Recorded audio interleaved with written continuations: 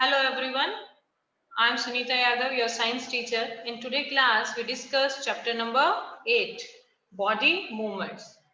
In previous class, we understand 1 to 10 question answer. 11th onwards, we start in today's class. So let's start now. Question number 11, why do we need two muscles together to move a bone? A muscle can only pull, it cannot push. जो muscle होती है वो सिर्फ क्या करती है? Pull करती है, push नहीं करती है. Thus two muscles are required to work together to move a bone. एक bone को move होने के लिए कितनी bones की requirement होती है? टू मसल्स की रिक्वायरमेंट होती है. व्हेन वन मसल कॉन्ट्रैक्ट, जो एक मसल क्या होती है? कॉन्ट्रैक्ट होती है. देन बोन इज पुल्ड, तो बोन क्या होती है? पुल्ड होती है, ऊपर की तरफ उठती है.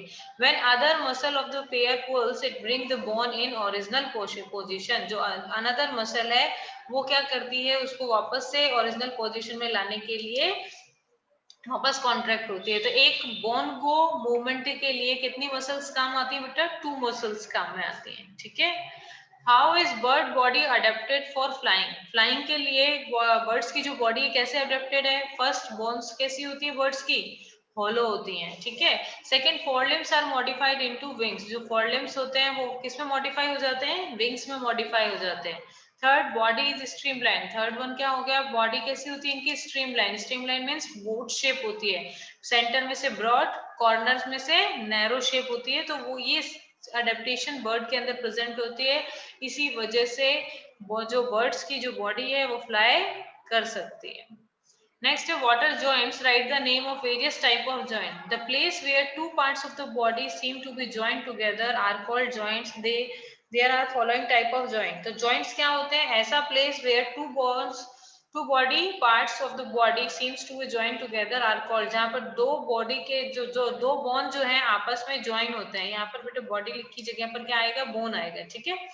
तो बोन आपस में ज्वाइन होते हैं, उस पार्ट को हम क्या बोल देते हैं? जॉइंट्स बोल देते हैं. They are following type of joints. Different different type के जो जॉइंट्स हैं, टाइप ऑफ जॉइंट वो कौन कौन से बेटा? Ball and socket joint, pivotal joint, hinge joint, fix joint and gliding joint.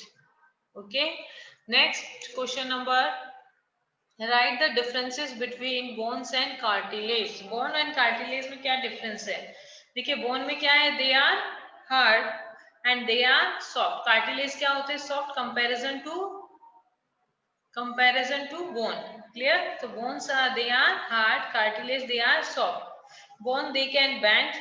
Bones जो होती हैं वो bend, cannot bend नहीं हो सकती हैं. cartilage they can bend, क्योंकि soft होते हैं इसीलिए ये क्या हो सकते हैं बेटा?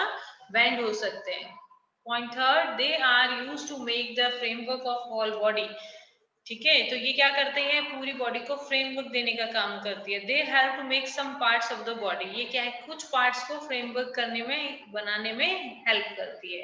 ऑल बॉडी पार्ट को बनाने में हेल्प नहीं करती. How does the earthworm move? Earthworm does not have bone. सबसे पहले तो अर्थवर्म के अंदर कोई भी बोन प्रेजेंट नहीं होती है. It has muscles. उसके अंदर क्या प्रेजेंट होती है? मसल्स प्रेजेंट होती है.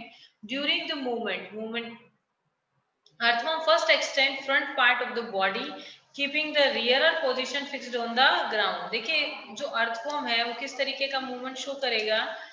सपोज ये earthworm है. ठीक है. ये अपने इस पार्ट को, इस एंड, इसका हेड इस तरफ है.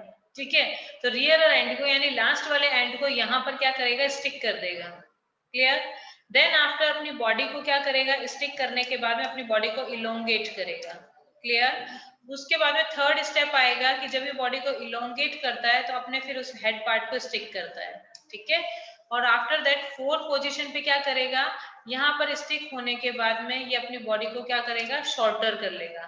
तो इतनी जो मूवमेंट है वो किसने की? अर्थवर्म ने की. तो 4 स्टेप आपको समझ में आ रहे हैं. फर्स्ट, जो आप इसका रियर एंड है यानी लास्ट वाला जो पार्ट है उसको स्टिक किया, देन बॉडी को इलोंगेट किया, देन हेड पार्ट को स्टिक किया, देन बॉडी को शॉर्टन कर दिया.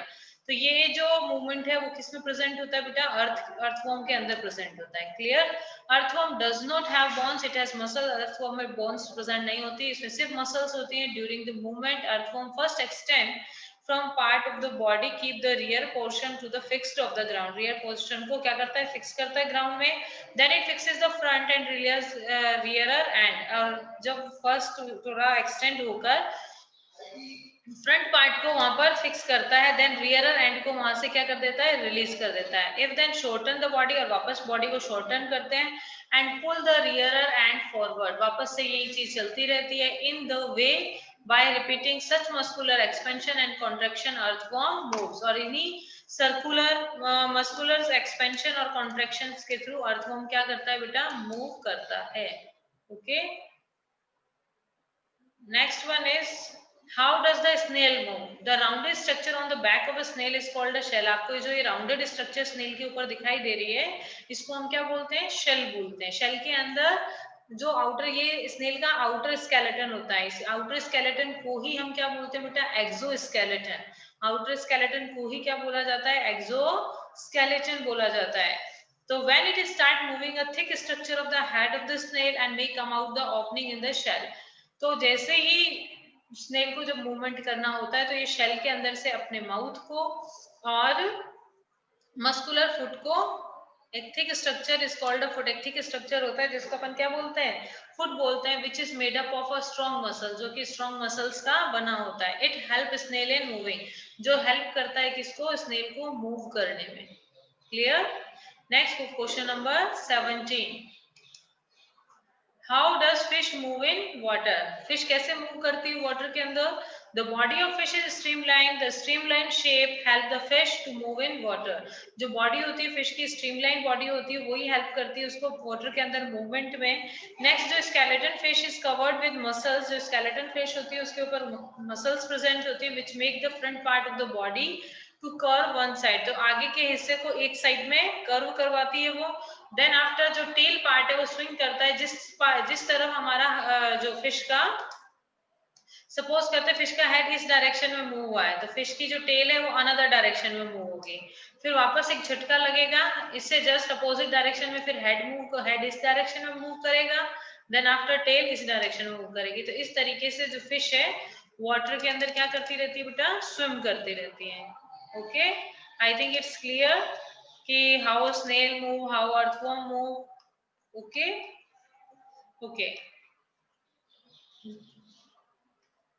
तो आपने इसमें चैप्टर नंबर 8 के 1 to 17 क्वेश्चंस आपने किए हैं। इसका पीडीएफ आज आपको सेंड हो जाएगा। Do it very neat and clean work. Okay class.